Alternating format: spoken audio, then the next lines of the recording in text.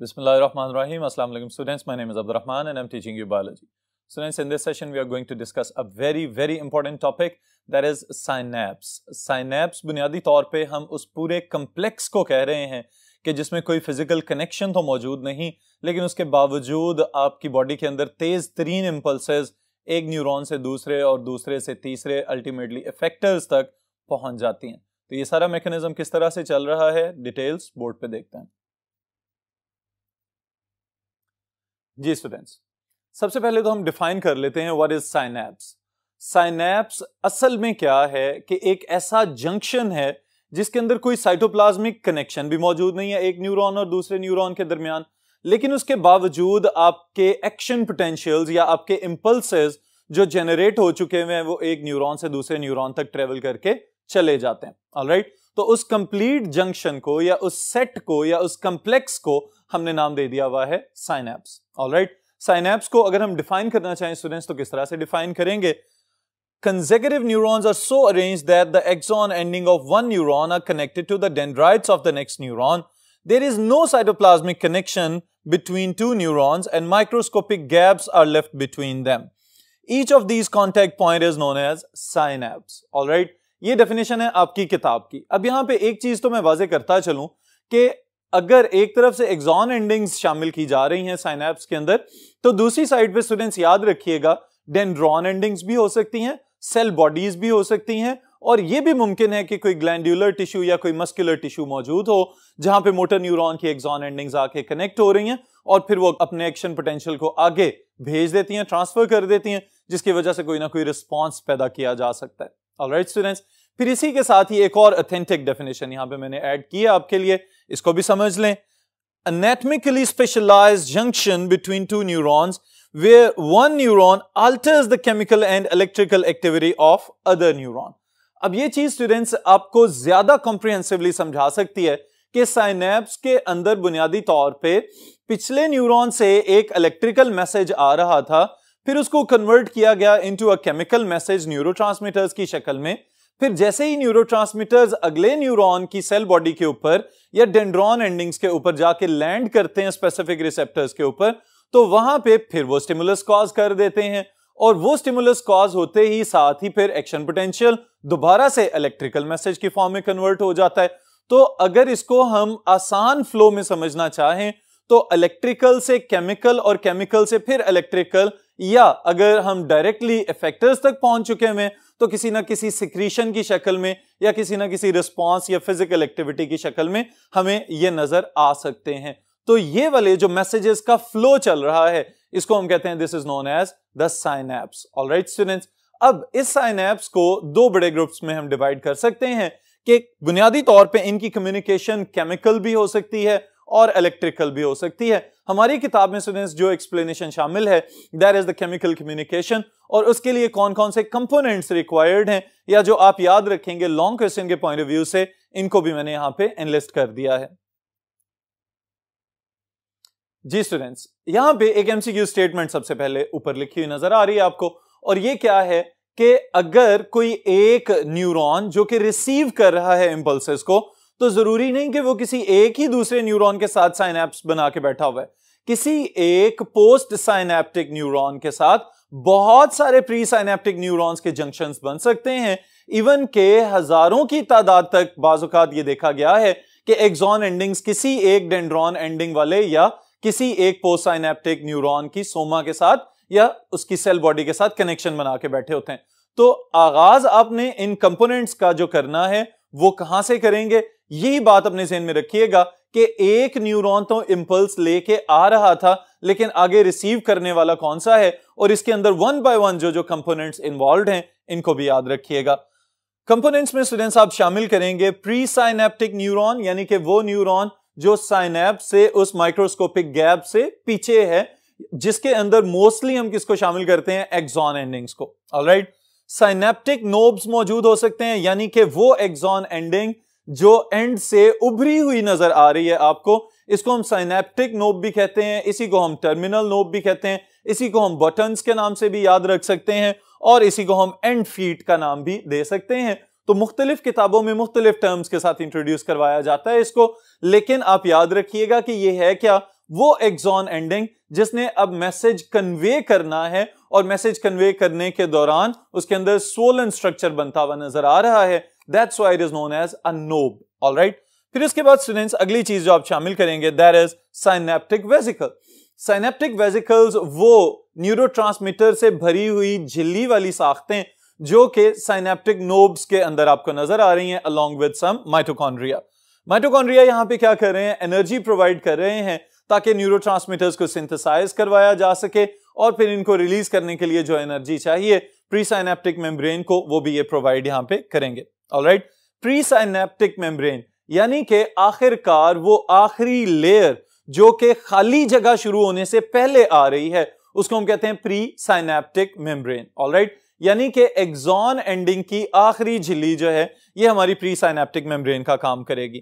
फिर इसके बाद स्टूडेंट्स जो खाली गैप नजर आता है इसको हम कहते हैं this is known as synaptic cleft.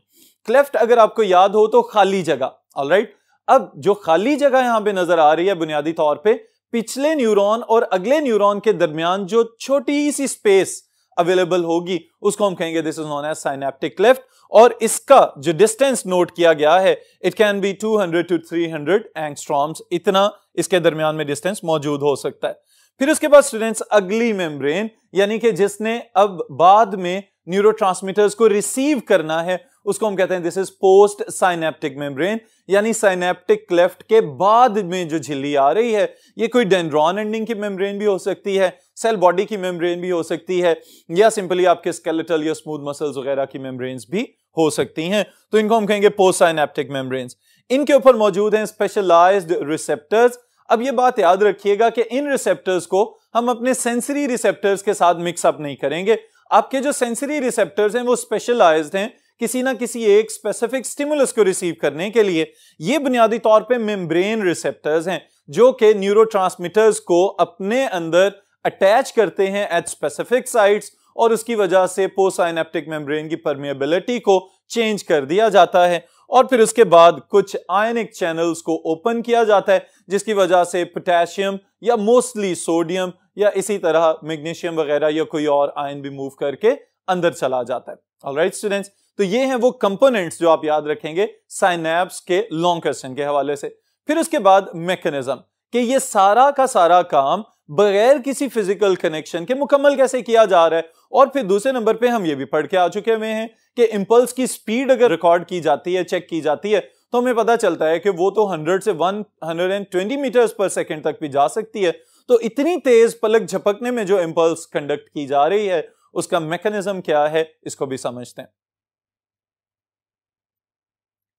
Ji students, mechanism के मैंने यहां पे कुछ पॉइंट्स बनाए हैं ताकि आपको याद रखने में भी बाद में आसानी हो सके।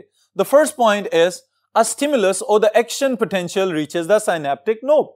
अब देखें, जो प्री साइनेप्टिक न्यूरॉन है उसकी सेल बॉडी ने कोई इंफॉर्मेशन कहीं ना कहीं से रिसीव की और रिसीव करने के बाद उसको एनालाइज किया, एनालाइज करने के बाद एक्शन पोटेंशियल में कन्वर्ट किया और फिर उस मैसेज को आगे कंडक्ट कर दिया towards its axon endings. Alright, axon endings पे पहुंचते पहुंचते अब इस मैसेज को क्या किया जाएगा, प्री साइनेप्टिक मेम्ब्रेन डीपोलराइजेस। यहां पे डीपोलराइजेशन का अमल किया जाएगा जिसमें आपको याद होना चाहिए the outer side remains positive and the inner side remains negative. Alright, calcium ion channels open and the calcium ions moves in. ये वो वाला पॉइंट है स्टूडेंट्स जो कि बुनियादी तौर पे साइनेप्टिक वेसिकल्स को न्यूरोट्रांसमीटर्स रिलीज करने के लिए स्टिमुलेट कर रहा है। कैल्शियम आयंस के जो चैनल्स हैं उनको फौरन ओपन किया जाएगा और कैल्शियम आयंस फौरी तौर पे स्पीड के साथ अंदर आना शुरू हो जाएंगे। यह भी कहा जाता है कि जितनी स्पीड में और जितनी मिकदार में कैल्शियम आयंस अंदर की जानिब को मूव करके आएंगे उतनी ही स्पीड में और उतनी ही मिकदार में न्यूरोट्रांसमीटर्स को भी रिलीज किया जाएगा from the synaptic vesicles. Alright, synaptic vesicles attach to the presynaptic membrane and release neurotransmitter।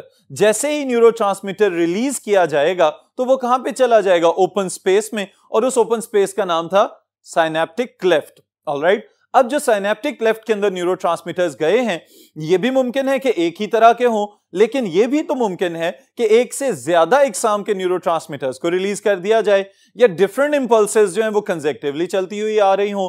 तो इस सूरत में स्टूडेंट्स ये बात याद रखिएगा कि ये बहुत टेक्निकल पॉइंट है यहां पे कि जैसे ही ये न्यूरोट्रांसमीटर्स रिलीज किए जाएंगे, फौरी तौर पे पोस्ट साइनेप्टिक मेम्ब्रेन के ऊपर मौजूद खास किस्म की रिसेप्टर साइट्स फौरी तौर पे अपना अपना न्यूरोट्रांसमीटर अपने साथ अटैच कर लेते हैं। इसकी वजह से फौरन हमें एक चेंज नजर आता है, और वो चेंज क्या होता है कि पोस्ट साइनेप्टिक मेम्ब्रेन के अंदर स्पेशलाइज्ड कैटायन चैनल्स ओपन होना शुरू हो जाते हैं, और जैसे ये चैनल्स ओपन होते हैं तो सोडियम आयन स्पीड के साथ अंदर की जानिब मूव करके जाएंगे। सोडियम आयंस के स्पीड के साथ अंदर मूव करके जाने की वजह से वो वाली स्टेट आ जाएगी जो अब इस केमिकल मैसेज को दोबारा से इलेक्ट्रिकल मैसेज में कन्वर्ट करने वाली है, और उसको हम कहते हैं that is the state of polarisation. यानी कि अब मेम्ब्रेन को दोबारा से पोलराइज कर दिया जाएगा सोडियम आयंस के इनवर्ड मूवमेंट की वजह से। Now the inner side of the membrane will be positively charged and the outer side will be negatively charged, और साथ ही एक्शन पोटेंशियल आगे कंडक्ट कर दिया जाएगा। ऑलराइट स्टूडेंट्स, यहां पे एक बात याद रखिएगा जो कि बहुत ही इंपॉर्टेंट है, स्पेशली अगर हम एसिटाइलकोलिन की बात करें तो एसिटाइलकोलिन एक ऐसा न्यूरोट्रांसमीटर है जो आपके नर्वस सिस्टम के बाहर, यानी कि आपके पेरिफेरल नर्वस सिस्टम के अंदर या सोमैटिक बॉडी के अंदर अपना रोल प्ले कर रहा है। अब स्टूडेंट्स, एसिटाइलकोलिन को रिसीव करने वाले जो रिसेप्टर्स हैं, वो रिसेप्टर्स जैसे इसको बाइंड करते हैं फौरी तौर पे चैनल्स को ओपन कर दिया जाएगा परमिएबिलिटी बढ़ाने के लिए। लेकिन ये बात याद रखिएगा कि उन्हीं पोस्ट साइनेप्टिक मेम्ब्रेन्स के ऊपर स्पेशलाइज्ड एंजाइम प्रोटीन्स भी पड़े हुए हैं, जिनको अगर एसिटाइलकोलिन के लिहाज से हम स्टडी करें तो इनको हम कहेंगे एसिटाइलकोलिन एस्टरेजेस। अब ये वाले एंजाइम्स फौरी तौर पे आके उस न्यूरोट्रांसमीटर को स्प्लिट कर देते हैं और उसका एक्शन जायल हो जाता है। अब यहां पे आके एक बहुत इंपॉर्टेंट पॉइंट जनरेट होता है कि बाज़ औक़ात अगर एक अकेला एक्शन पोटेंशियल या अकेली इंपल्स आ रही है तो वो जैसे ही डिसॉल्व होगी उसका असर खत्म कर दिया जाएगा। इस वजह से किसी भी इंपल्स की इंटेंसिटी को बढ़ाने के लिए बार बार मैसेजेस को भेजना पड़ता है, या ज्यादा इंटेंसिटी ज्यादा थ्रेशोल्ड के साथ डिफरेंट रूट से एक ही मैसेज को कन्वे करना होता है, ताकि उसकी इंटेंसिटी को अंडरस्टैंड किया जा सके और फौरन उसका रिस्पॉन्स पैदा करवाया जा सके। तो ये बात याद रखिएगा कि न्यूरोट्रांसमीटर्स के शॉर्ट लिव्ड होने की वजह से बाज़ औक़ात अकेली इंपल्स जो है वो कोई खातिर खा एक्शन पोटेंशियल जनरेट नहीं करवा पाती, तो उसकी वजह से इनहिबिटरी इफेक्ट भी हो जाता है कि इंपल्स आई तो सही लेकिन अगले पोस्ट साइनेप्टिक मेम्ब्रेन के ऊपर किसी किस्म का कोई भी इफेक्ट पैदा नहीं हुआ। और अगर दूसरे केस में जब इफेक्ट पैदा हो रहा होता है तो उसको हम कहते हैं कि ये एक्साइटेटरी इफेक्ट इसने दिया है, और पोस्ट साइनेप्टिक मेम्ब्रेन फौरन एक्शन पोटेंशियल को फौरी तौर पे जनरेट करवा के और उसे आगे कन्वे करना शुरू कर देती है।